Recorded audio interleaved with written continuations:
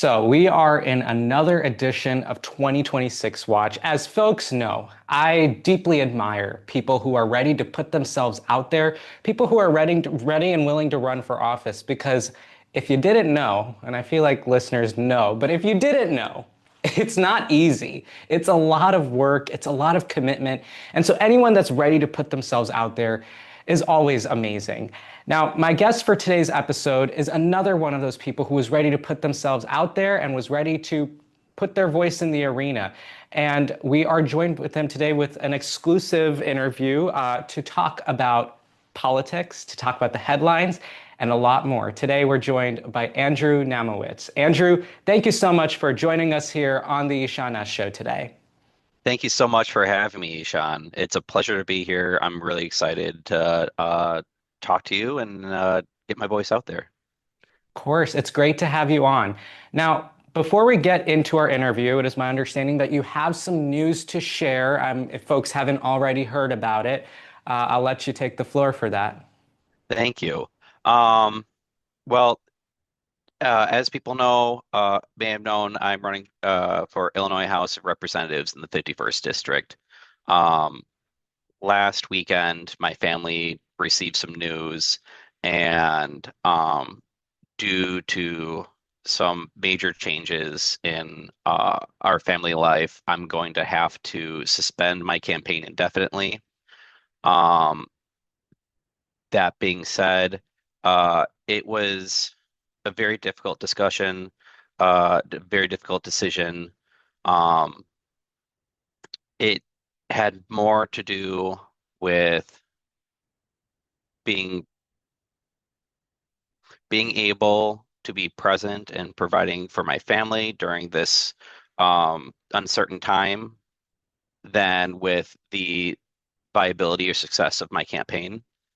Um, and I appreciate everyone who has put in the work, whether it's volunteering or uh, talking to their friends and neighbors in support of me or just sending me well wishes. I appreciate each and every one of you.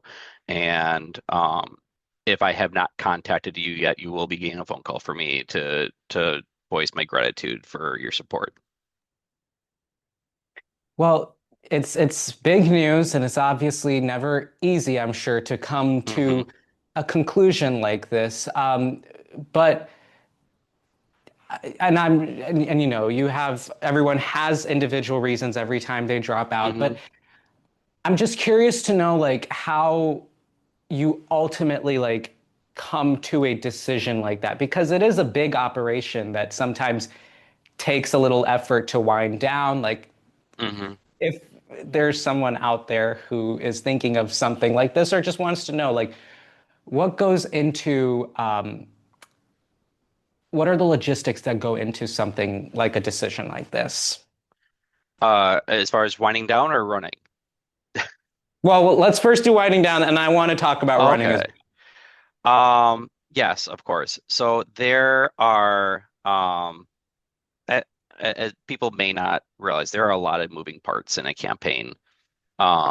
And there you have the financial side of things, you have the volunteer side of things, you have the organization side of things, and there's just a lot of moving parts. And when making a decision like this, um, like I said, we received news. I don't want to get into too many specifics, but Mhm. my family had received some news over the weekend, and that I would be um, that if I were to continue with my campaign, it would put a burden on my family that whether I whether I make it to Springfield or not, I feel that it would damage my family unit irreparably. Mhm. And I, first and foremost, I'm a father and a husband, and my family's my foundation. And if I don't have that, then even with a campaign, I'm just running on water. I don't have a solid ground to walk on, and so if one fails, the other fails, and I want to make sure that that I am there for my family. As far as the logistic sides of the campaign, I'm working with my campaign committee. I'm working with my attorney and making sure that things wind down, that we do it right, that nothing falls through the cracks. Like I said, I'm personally thanking all of my volunteers and making sure that they they have a place to go that is um, that aligns with their ideologies. Hmm. And you know what? It's great to get that insight because we get the what would you say? We get the 80% view, but then there's that 20% behind the scenes that people don't Yeah, realize. And it is a big yeah. operation. You know what? It's very admirable because family does come first. And Hmm. I think it's whatever decision that works best for every Hmm. candidate. And I think you're absolutely right. Like you always want to have the base. And if you don't have a base, you can't build up. So, Exactly, exactly. And this is not saying I'm getting out of politics for good. I'm getting right. out of politics forever. I'm still going to be an advocate in our community. I'm still going to be, you're going to see me at rallies. You're going to see me at, school board meetings or village board meetings or where where I feel our community's voices need to be heard. I want to be there. I want to be present. It's just the day-to-day operations of running a campaign is just it just is not viable for my family right now. Hmm. And you know what? It's great to hear. As I always like to say, the activism never stops. And so Hmm. it's great to hear that you're going to be continuing that work. Um, so talking about your race in 51, for folks who don't know, Nabila Syed is the current incumbent. She's Yes. running for state senate, and so over the years, she has been a friend of the show and someone we have always had on. So we always love to get the temperature and what's going on in 51. Hmm. So first, I want to just ask you, like, even so, like in the past month and a half or so of you running, what have people in the 51st district been telling you are the biggest issues and what they want advocates for right now? So one of the biggest issues that I'm hearing and what has inspired me to run in the first place is because I hear it all the time is Illinois is becoming a very expensive state to live in. Hmm. Whether it's the cost of housing or the cost of childcare or the cost of healthcare, or if it's, taxes, that's probably one of the number one things I get, not just from Republicans that I talk to, but Democrats and independents. And it's just fact, Illinois has the most taxing bodies of any state. We have Yeah. more taxing bodies than anywhere else, and people are feeling the squeeze. And Illinois is such a wonderful state that, I mean, most of those taxes go to very good things. I mean, I live in Palatine. Palatine, we have the Park District, which provides so many opportunities for kids and families, and they really do keep our parks clean and kept up, and we have events and festivals. So I don't have a problem personally paying taxes as long as I can see I can see that money coming back to me. I can see that money Hmm. being put to good use in the community. And I think a lot of people are feeling that uh, the amount of taxes that they're paying, they're not seeing that come back to them. Yeah. So that's one of the major things that I'm hearing from every side of the political spectrum is that Illinois is just it's getting really expensive. And a lot and a, l- the second most thing I hear is that people really like Nabila as their representative.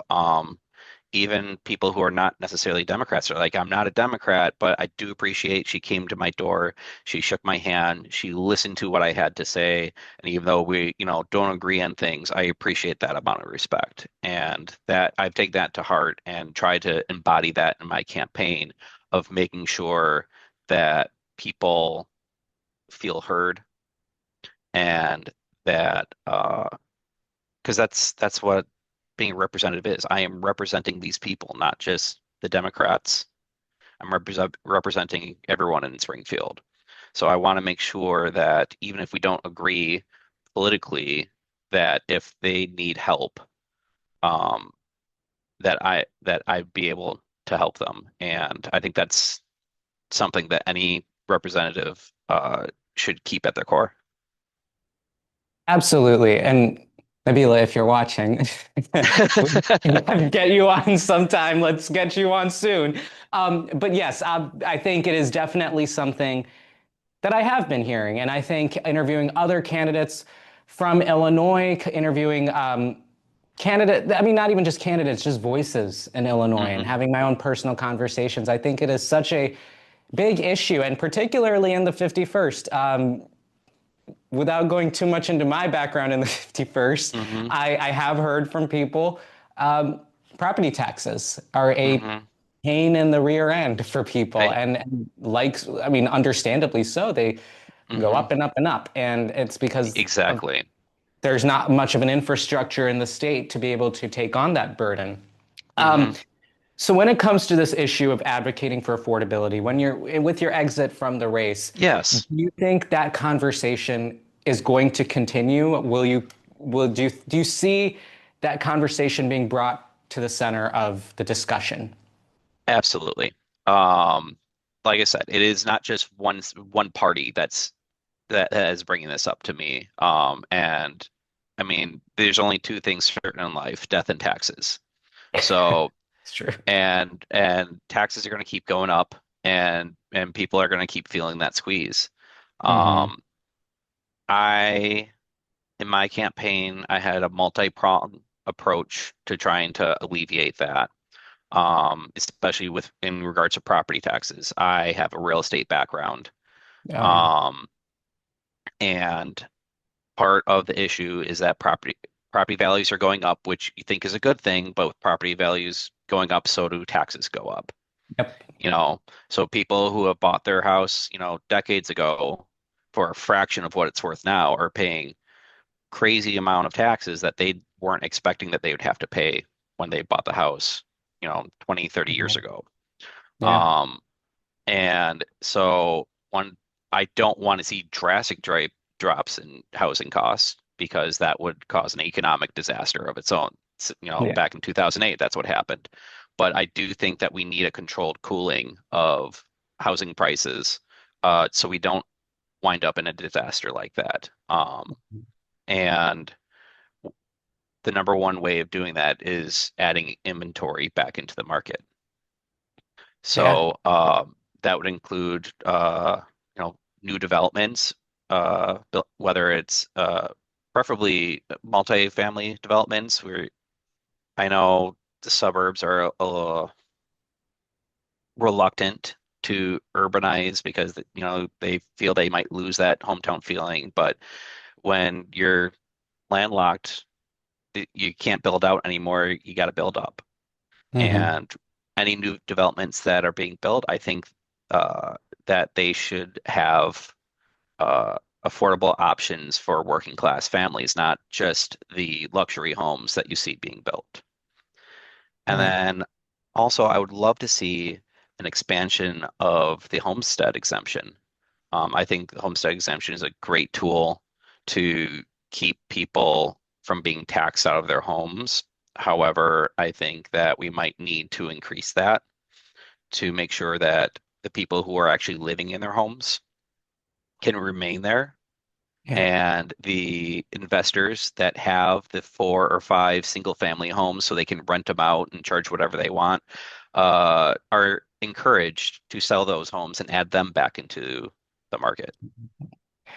And that is a conversation that it's not even unique to Illinois, honestly. I mean, we've had Hmm. Dane County executive out here in Wisconsin, Melissa Agard, on a few weeks ago. We talked about Yep. the same thing. I've talked to candidates in Texas about the same thing. This is just a Hmm. national crisis we're in. And so, It absolutely is. I mean, I hope that the discussion continues, and I hope that we figure out get places for people to live in, because it's definitely not a system that is designed for people who want to live in a place. It's more of a you own the place and it's for you. Illinois is probably one of the most prosperous states in the country, objectively speaking. And Hmm. it is, in my opinion, asinine that we are on the verge of a housing crisis. It is asinine that, we have people with housing insecurity, Yeah. when we have the land, we have the money, we have, you know, we I think it's safe to assume that most people believe that, we should uh, help, or at least, end homelessness, make sure everyone has a house. It's just a matter of agreeing on how to get there. Get there. We don't want people sleeping on the streets. Right. We want Absolutely. people to have a roof over their head. I mean, that's at least that's where I'm coming from. Yeah. Um, Now, obviously, this issue of affordability in housing is probably the issue. Hmm. Um, but setting that aside, is there Yes. another topic in the news, in the headlines, or whatever that even you heard at the doors that you think we should be paying attention to, that's being overlooked right now? I don't think it's being overlooked. I think it's in the headlines right now, and that's the violent political rhetoric that we have going on. Hmm. With the killing of Charlie Kirk last week, and with the school shootings, and everything. It seems that most of the mass shootings and headline killings that we are having have some sort of connection with politics. And right now, I I want to be careful on the words I choose, but I feel that our entire uh, political system is at blame. Um, yeah, I said I want to be careful. I just said a big thing like that, right? This is what I mean. Our current election system, our plurality system, it leads itself to create this big divide that we have right now. It has proven that these fringe extremist groups win elections. And I would love, and this is something that I have volunteered for and worked with, I would love to bring ranked choice voting to Illinois. I think having a majority election system is how we curb this huge political divide that has lent itself to this political extremism that we're seeing on both sides, on every side. I know Maine has it statewide and Alaska has it Hmm. statewide. And Yep. what Maine has shown is that there is a huge drop in smear campaigns. There's a huge drop in mudslinging, because with a plurality system, the idea is you just have to get more votes than anyone else in your thing. You don't have to have the majority, right? So what that leads to is campaigns that are more about why you shouldn't vote for other people than why you should vote for the candidate that you're voting for. It leads to campaigns of uh, mudslinging and scare tactics. It's like vote for me, otherwise you're gonna have, a baby eating communist at your door, or whatever the case is, right? It's insane what we think about it, but that's what's happening. And what they're finding with ranked choice voting is that those candidates that have those types of campaigns aren't winning. The campaigns that are winning are the ones that are running on their own values, that are appealing to the public, because you no longer just have to be better than that guy. You have to be Hmm. people's first and second choice.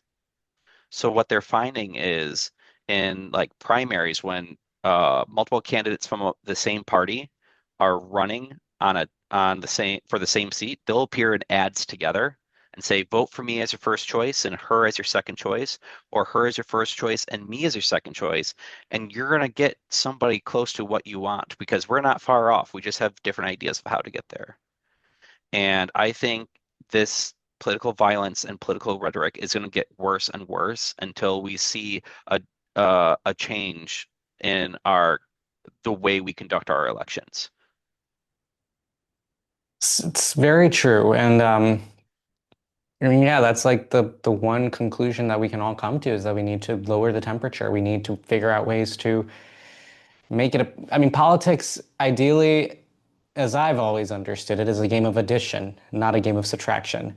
Hmm. And I think we just have to keep looking for ways. I mean, New York obviously has ranked choice voting in their Democratic primary, and Yep. I think a student of politics is able to identify that Andrew Cuomo was running an old style campaign, maybe Hmm. don't vote for them, but vote for me. Zoran Hmm. Mamdani was obviously running a bit more of a new style campaign. And so he was able to succeed in that primary. And I think that is a lesson to be learned. And I think it is something to keep an eye on. You are not the first person who I've heard float the idea of ranked Good. choice voting in Illinois. It is definitely a discussion that is happening. And I am keeping my ear I'm close to the happy to ground hear for that. that. Yeah. I'm I mean, happy to hear that. hopefully, I mean, we'll see if that discussion continues. I think it will. Yeah. There has been a bill in both chambers in Illinois for Mhm. that comes by every session. Usually Yeah. dies in rules, but Yeah. the reason why is because the current people in office have benefited from the plurality system. Mm. So most of them are not keen on changing that. So we need to make sure that our voters are telling their representatives that this is what they want. Um, because yeah, this is something that I felt for a long time. Our government is broken, and the best way to fix it is from the start and where we elect our officials and how we do it. Very true. Very true.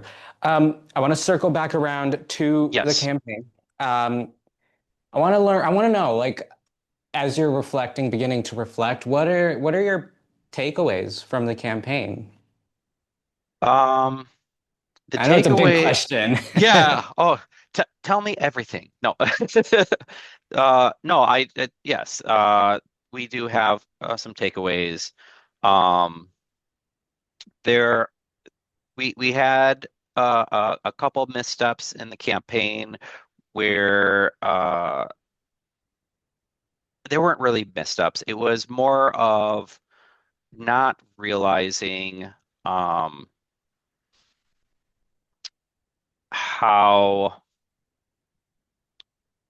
uh, like what order to uh, get things done in a campaign. When you run a campaign, you got to do when you start a campaign, you have to do several steps almost simultaneously. And I say almost because I did them out of order. And then they're like, oh, wait, you got to do this step first before we can do that step. Mhm. Um, and that was probably the most difficult part getting started was just knowing a step-by-step process of how to do it because there was a lot of things that had to happen kind of all at once. Um, the um, Oh, could you remind me real quick what was the specific question you had asked me, just so I don't ramble on? Yeah, no, just big takeaways from Big the takeaways. lessons you've Yeah. learned. Um, I have gotten better at social media. That's great. I am an elder millennial, uh, and so my social media. I mean, millennials are great at social media, but I was not the best at it. It was never my thing, but talking with some of my volunteers and them telling me I'm doing it wrong, I have learned more about short form video. I have learned more about how to make posts more attractive, um, learned more of what the algorithm likes and doesn't like. So that was really eye-opening. I think I'm going to take that with me, and be more active in social media and even though I'm not running, because that is where a lot of, especially young people, I mean, just a lot of population, but a lot of young people get their news and information from there, you know, Yeah. 10 seconds at a time or whatever it may be. Yes. Um, yeah, so that was probably a really big one. I've met so many people. I've made some really good friends, and am I hopefully can keep these lasting friendships because we have a lot of people running for office this election cycle, at least in the Yes. Democratic Party, and um, everyone I've talked to has been just really great to be as vague as I can. I can't really, I am at loss for words of how wonderful they are. Even when I wanted to pull my hair out, I have other candidates who are running their own campaigns going, "Hey, Andrew, like, what can I help you out with?" And for anyone who wants to run and is like, "Oh, well, I don't know what I'm doing," um, talk to somebody who is even tangentially connected to politics, because if they can't help you, someone else will, and everybody wants to help except possibly the person you're running against. I don't know. I'm not going to speak for them, but but for the most part, even people who are running their own campaigns are willing to help out any way they can in between their own obligations. And I mean, that feeling of support, I mean, literally brought tears to my eyes more than once. It's just, it, it makes me, it, I know we're going to be okay because of it. We are going to be okay because humanity is still there. We are still helping each other, even though it doesn't help us in the long run. We help each other because we know it will help us in the long run. That's good to hear. That's really good to hear. I am glad that you also picked up on the social media thing. I was just talking to Liz Manila here on the show, and we Mhm. we like declared for everybody that was going to come on the show after. We said, if you're running for office, you need to either learn social media or you need to love social media. But you need Yeah. social media. I think it's the new medium, and you don't even need Hmm. to. You don't need to be running. I mean, I'm not running. Yeah. I have an active presence. S- I think that's exactly what we need to do. And I hmm. think the other part of it is, yeah, the community. I think that you were able to foster. Like, it's so beautiful Yeah. to see that. I've been on campaigns that have started with nothing, been on campaigns that have started with a lot, but the common denominator is always you got a team, a core team of people, a big team of people who are ready to Hmm. support you or what. And I think that's the best part about politics. And even if you don't have a full team, you're gonna make friends along the way, and you're gonna pick Exactly. up people. You're gonna pick up people who are like, "What can I do for you?" Hmm. And like it, it, it has been really wonderful. And there's been times like, why do these people want to help me? It's such a weird concept. And then, and then I'm like, oh no, they believe the same thing I do. They see me as someone who can help them and sees the world the same way and wants the same things. And, you know, at our core, like, I mean, people group up. That's what we do. We find people who we like for either a very specific, you know, at your core reason, or just, we both like the same TV show. It doesn't matter. We group up and we will build lasting friendships on, the biggest or smallest of ideas. For sure. For sure. I think, and as dark and nasty and whatever politics is, I have seen all sides, and I'm sure as have Hmm. you. And I think that is the part that has always stood out to me. It's that you find your people. And I love that because I've made some great friends along the way. And I hope everyone else is able to look into that part. I think that is the biggest takeaway that I hope people are able to learn. But on Hmm. that note, um, politics can be daunting and they can be a big Yes. thing for people to take on, like somebody who is Hmm. thinking of running, like they may think, ooh, that's a lot of work. Knocking on doors is Yes. scary, or going to these Yeah. events is tough, or putting yourself. What is your advice to a first-time candidate if I'm not wrong, you were also a first-time candidate, This right? is my first time. This is my first time running for public office. Yeah. Yes. So what would your advice be to a first-time candidate or even to a veteran candidate Yeah. in this new landscape? Because it's changing every day. Like, what would you hmm advise somebody who was thinking of running in the future? Um, First of all, just do it. Don't wait till it's perfect.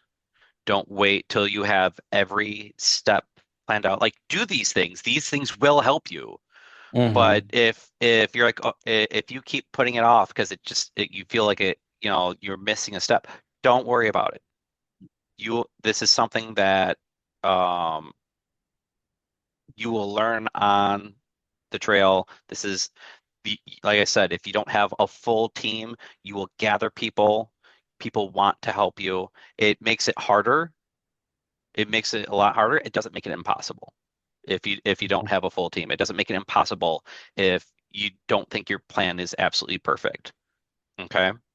Yeah. Um, Second part is when you run a campaign, you run your own campaign.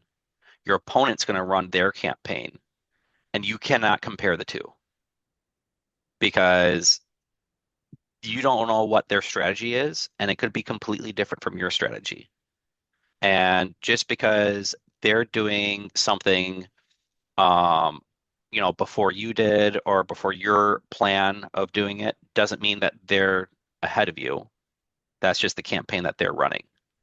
Um, and that was a hard thing for me. I talked to a couple other candidates because they're like, oh yeah, no, that we do the same thing. It's like don't look at you can look at them from a spectating aspect or from a strategy aspect, but don't compare your campaign to somebody else's campaign because everyone's campaign is different.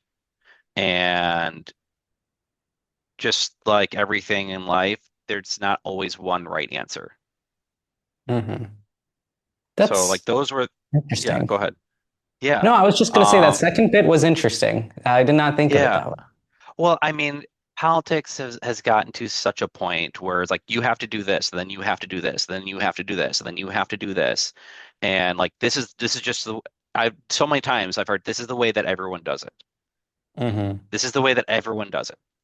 And there are, so there are a lot of traditional tribal knowledge when running a campaign.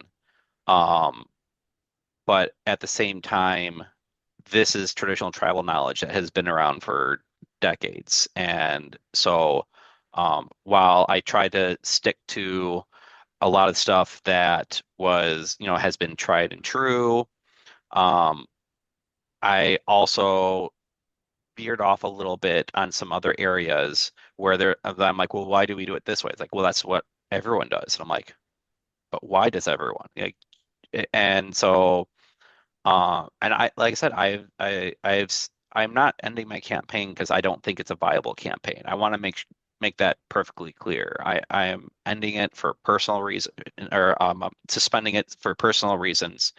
Um, because even uh, should I win and make it to Springfield, that would not fix the issues that were Yeah, concerning me. absolutely. But yeah, like I said, there's more than one right way to do things. So don't compare your campaign to other people's. Stick to your own plan. Hmm. I like that. Again, I mean, I had never even thought of it that way. That is an incredible insight to have. And sometimes I'm gonna file that away for later. I have one more question, and Yes, sir. it's answer it however, wherever you're in your mind. You were running in Oh a boy. You were running in a Democratic primary against another candidate, Jenny Levan. Yes. And so she still is in the race. Do you plan on supporting Jenny in her run now that she is, I guess, the de facto Democrat in the race? Yes. So Jenny and I are actually friends. We've been friends for a really long time. And me running for the same seat as her was not me saying that I don't think she'd be good at this job. Me running uh, was she she's running her campaign. She has her own priorities. She has her vision of her path of how to get to a similar place where I want to get, but I have my own priorities and I have my path. And so, yes, of course, she has my support. I've told her as much. And when she had declared she was running before me, and when I had made the decision to run, she was probably one of the first phone calls after I made the decision saying, "Hey, I want to let you know I'm running. This doesn't mean that I don't think you'd be good at it. This is something that I need to do." And I told her, "Mike, by the end of this, I really hope we're still gonna be friends." And she said, "Of course." So um, I'm not I'm not going to endorse Tossie. So, but my friend Jenny would be absolutely great as the next District 51 representative. Well, I'm glad to hear that you guys are still going to remain friends. I know sometimes politics takes people in that trajectory, so it's like it always, Hmm. makes me feel great when I see that Yeah. it's friends, and I'm happy to hear that. Hmm. Well, Andrew, we are running out of time here for our Of interview, so course. before I do let you go, are there any parting thoughts you'd like to share with my audience? Yes. I I'm not going to lie. I running for office, especially at a state level, is hard. Um, it takes discipline, it takes determination, it takes money, and it takes friendships. That being said, don't be afraid to do it. It is a life-changing experience, even if don't make it to the end, even if you don't win, uh, it is 100% worth every minute of it. Um, if you don't think that you're ready to do it yourself, hop on somebody else's campaign, volunteer, be active. Um, I know there's a lot. I know in the news cycle and every day something else pops up that feels absolutely terrible. Mr. Rogers says, when you feel hopeless, with all the news, find the helpers. I'm just going to add on to that. If you don't think there's enough helpers out there, be one yourself. Put on the gloves and do the work and be one more helper to make this world better. That's a great message. Well, Andrew, thank you so much for joining us for this interview today. I hope 2, 4, 6 years down the line we'll be having another one of these, and we'll be Oh, having another one of those vibrant conversations. You are always welcome to be absolutely. back here. Thank you very much, Ishaan. And I'm sure I'll see you around. Good For luck in sure. Wisconsin. Thank you so much. Thank you.